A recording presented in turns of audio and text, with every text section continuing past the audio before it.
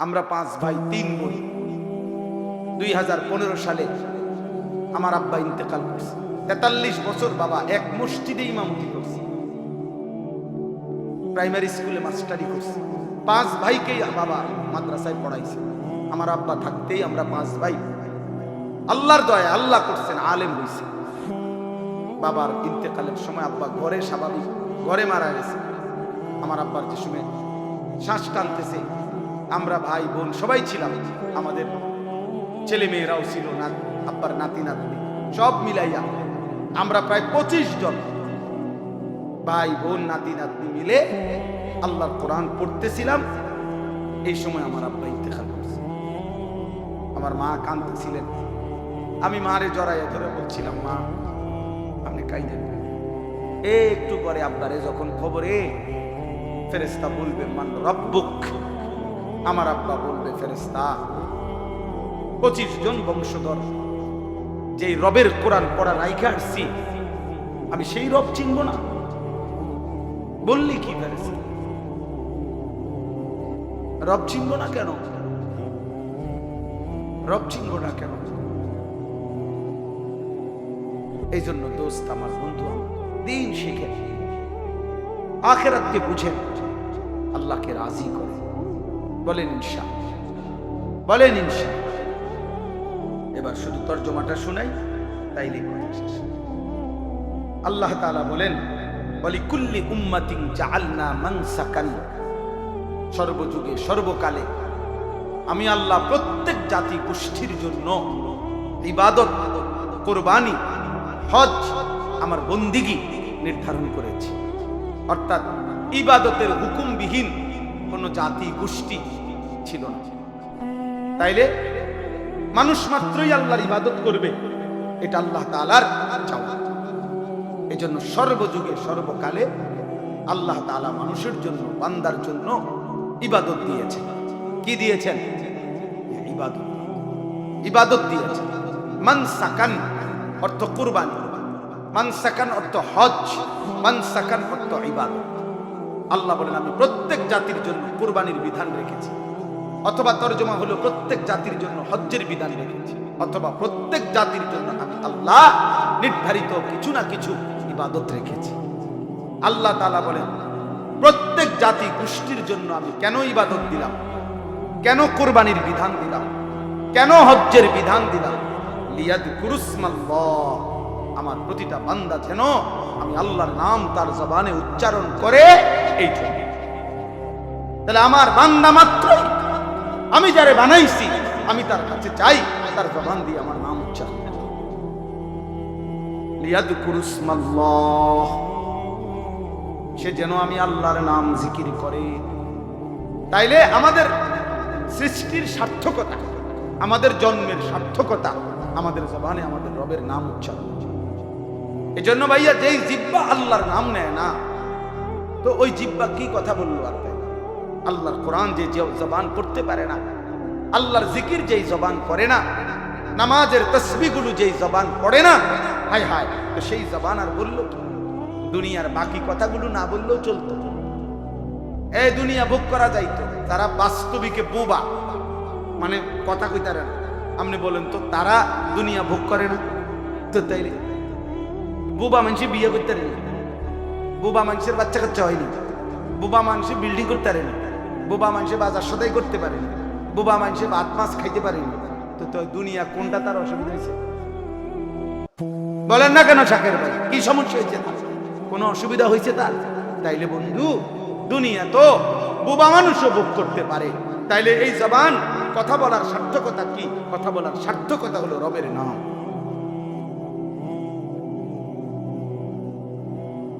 আল্লাহর নামই যদি জবান না নিল, এই কথা বলার দরকার কি ছিল? কি কোন চাচা? চাচা মাথা লাগছে, মাশাআল্লাহ, হায়াত দিয়েছে। আর রহমান আল্লামাল কুরআন খালাকাল ইনসান আল্লামাহুল বায়ান। আল্লাহ বলেন আর রহমান মানে আমি আল্লাহ। রহমান কে? আল্লামাল কুরআন, আল্লাহ বলেন আমি রহমান আমি আল্লাহই কোরআন শিখিয়েছি। আল্লাহই কোরআন শিখিয়েছেন। খালাকাল ইনসান, আল্লাহই মানুষ সৃষ্টি করেছেন। আল্লামাহুল বায়ান, কথা বলার পূর্ণ যোগ্যতা শিখিয়েছেন। তাইলে এখানে একটা জিনিস দেখেন, আল্লাহ বলেন তিনি কোরআন শিখিয়েছেন, এরপরে বলছেন তিনি মানুষ সৃষ্টি করেছেন। তাইলে বিষয়টা কি আসলে কথার ধারাবাহিক হইল? আগে তো বলা উচিত ছিল তিনি মানুষ সৃষ্টি করেছেন, এরপরে বলা উচিত ছিল কোরআন শিখাইছেন। আগে সৃষ্টি নাকি আগে কোরআন শিখানো? আগে তো বানাইতে হইব, আগে তো তারে বানাইতে হইব, তাই না কি শিখাইছে, তাই না কোরআন পড়বে। কিন্তু অথচ আল্লাহ বলতেছেন আল্লামাল কোরআন খালাকাল ইনসান। আগে বললেন তিনি কোরআন শিখিয়েছেন, এরপরে বললেন তিনি মানুষ সৃষ্টি করেছেন। এ কথার জন্য তাফসীরের মধ্যে লিখছে যে আল্লাহ যেন বুঝাইতে চাইছে, বান্দা শুনো, আমি মানুষ সৃষ্টি করেছি কোরআনের জন্য, এজন্য কোরআনের গুরুত্বের কথা আগে বলে নিলাম, আগে বলে নিলাম। এবার যদি বলেন আল্লাহ আল্লামাহুল বায়ান, আল্লাহ বলে ওই যে কোরআন শিখতে হবে, ওই যে কোরআন পড়তে হবে, এই জন্যই আমি তাকে কথা বলার যোগ্যতা শিখাইছি, নাই তো কথা বলার দরকারই ছিল না। ক্ষুদা ভাত খাইবো, ক্ষুদা পেশাব করবো, আর ঘুম যাইবো, আর স্ত্রী মিলন করবে, তো এর জন্য কথা বলার দরকার ছিল না। জবানের উচ্চারণ ছাড়াই ওইগুলা করতে পারত। আল্লাহ আমাকে বুঝার তৌফিক দান করেন। লিয়াযকুরু ইসমাল্লাহ আলা মা রাযাকাহুম মিন বাহিমাতিল আনআম। এই যে এই আয়াতের প্রথম একটা গুরুত্বপূর্ণ অর্থ হলো কুরবানি। এই জন্য আল্লাহ বলেন আমার চতুষ্পদ যেই জন্তুগুলো আমি আল্লাহর পক্ষ থেকে হালাল, সেগুলো যখন জবাই করা হয়, সেই জবাইয়ের মুহূর্তে আমার নাম বান্দা উচ্চারণ করে, তাকবীর পড়ে আল্লাহু আকবার, এই তাকবীর, এই জিকির, এই স্মরণ শুনবার জন্যই আমি আল্লাহ কুরবানির বিধান দিয়েছি। তাহলে কুরবানির মূল মাকসাদ গোশত খাওয়া নয়, কুরবানির মূল মাকসাদ জিক্রুল্লাহ, আল্লাহর জিকির। কার জিকির? আবার বলেন কার জিকির? আল্লাহর জিকির।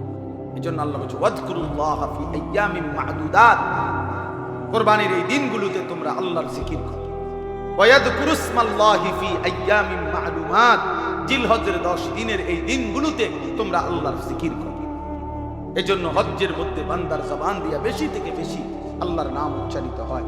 কোরবানির সময় বান্দার মুখ থেকে বেশি আল্লাহর নাম উচ্চারিত হয়।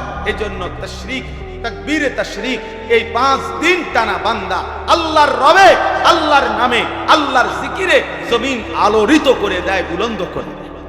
এজন্য 9 জিলহজ ফজর থেকে নিয়ে 13 জিলহজ আসর পর্যন্ত আল্লাহ তার বান্দার জবান থেকে শুনতে চায় আল্লাহু আকবার, আল্লাহু আকবার, লা ইলাহা ইল্লাল্লাহ, আল্লাহু আকবার, আল্লাহু আকবার, ওয়ালিল্লাহিল হামদ। যেন আল্লাহ বলে বান্দা আমার নাম বলো, আমার নাম বলো, আমার ভালো নাম বলো। এজন্য হাজী সাহেব হজ্জের সময় বারবার বলে লাব্বাইক আল্লাহুম্মা লাব্বাইক, লাব্বাইক লা শারীকা লাক লাব্বাইক, ইন্নাল হামদা ওয়ান নি'মাতা লাকা ওয়াল মুলক লা শারীকা লাক। কাকে ডাকে? আল্লাহকে ডাকে, আল্লাহকে ডাকে।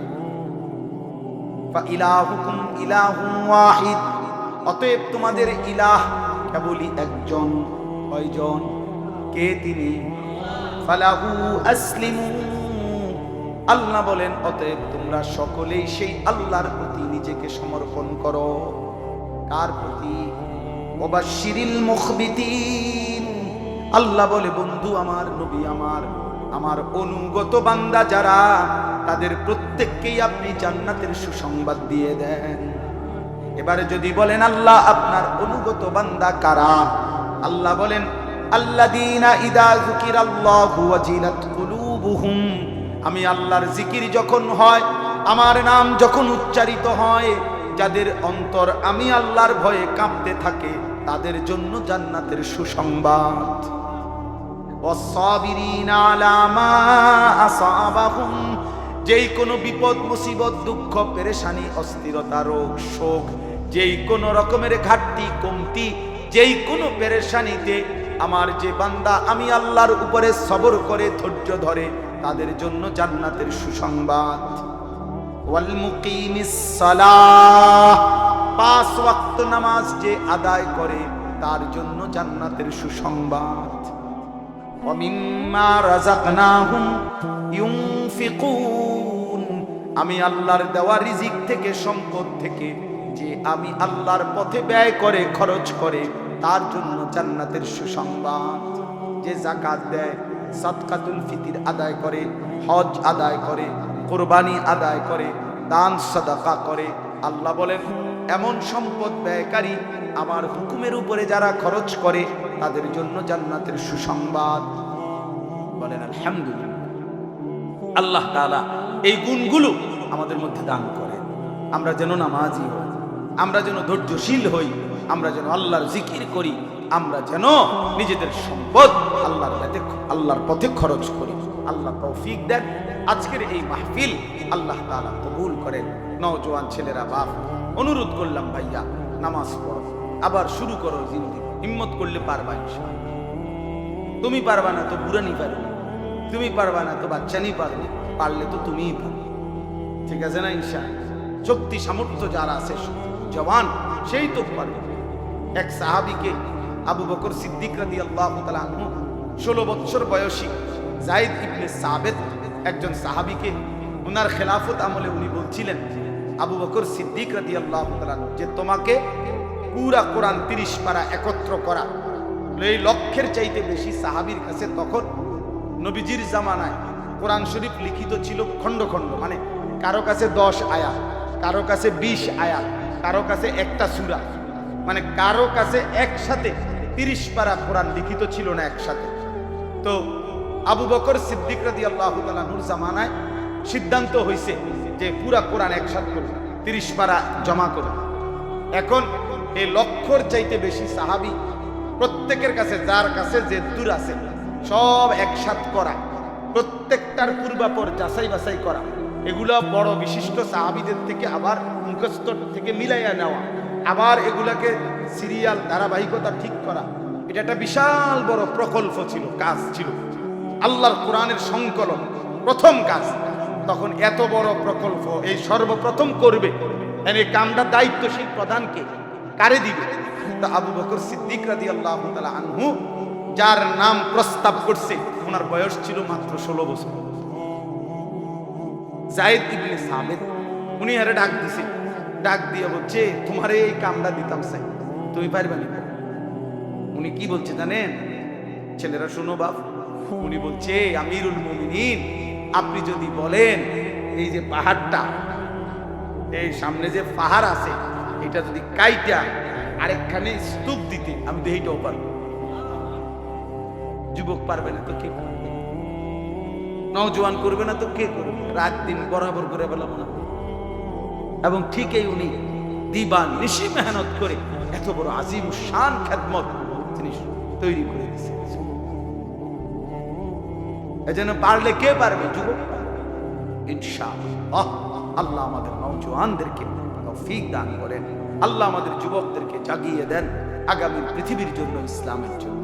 সুবহানাল্লাহি ওয়া বিহামদিহি, সুবহানাকাল্লাহুম্মা বিহামদিকা, আশহাদু আল্লা ইলাহা ইল্লা আনতা, আস্তাগফিরুকা ওয়া আতুবু ইলাইক।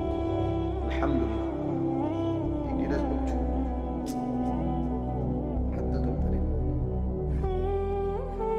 আলহামদুলিল্লাহি রাব্বিল আলামিন। আল্লাহুম্মা আনতাস সালাম ওয়া মিনকাস সালাম, তাবারাকতা ইয়া যাল জালালি ওয়াল ইকরাম। মাওলাই করিম, আপনি মাফ করে দেন, রব্বে করিম আপনি মাফ করে দেন। রাত অনেক গভীর মাওলা, চারিদিক নীরব নিস্তব্ধ হয়ে গেছে। আল্লাহ, অন্ধকারের কালো চাদরে পৃথিবীটা ঢেকে আছে। আয় আল্লাহ, আমরা অল্প কয়েকজন গুনাহগার গোলাম, বড় বেশি নাফরমান আমরা মাওলা। পিছন দিকে তাকালে অন্ধকার ছাড়া আর কিছুই দেখা যায় না, গুনার নাফরমানি ছাড়া জীবনে কিছুই বলতে নাই মাওলা। আজ রাত গভীরে মনে পড়লো আপনি ছাড়া মাফ করারও তো কেউ নাই মাওলা, আপনি ছাড়া মাফ করার কেউ নাই মাওলা। এত গুনাহ নিয়ে যদি ঘুম যাই, এত গুনাহ নিয়ে যদি চোখ বন্ধ করি, এই ঘুম যদি আর না ভাঙে, এই চোখ যদি আর না মেলে এত গুনাহ নিয়ে কবরে যাব কেমনে মাওলা? হাসরের ময়দানে দাঁড়াবো কেমনে? আল্লাহ, আপনার বন্ধুর সুপারিশ তো মিলবে না, হাউজে কাউসারের পানিও মিলবে না। আল্লাহ, আপনি মাফ করে দেন। আই করিম, আপনি মাফ করে দেন। আই রহমান, আপনি মাফ করে দেন। আই রহিম, আপনি মাফ করে দেন। আই গফফার, আপনি মাফ করে দেন। আই গফুর, আপনি মাফ করে দেন। দেন মাওলা, মাফ করে দেন, মাফ করে দেন।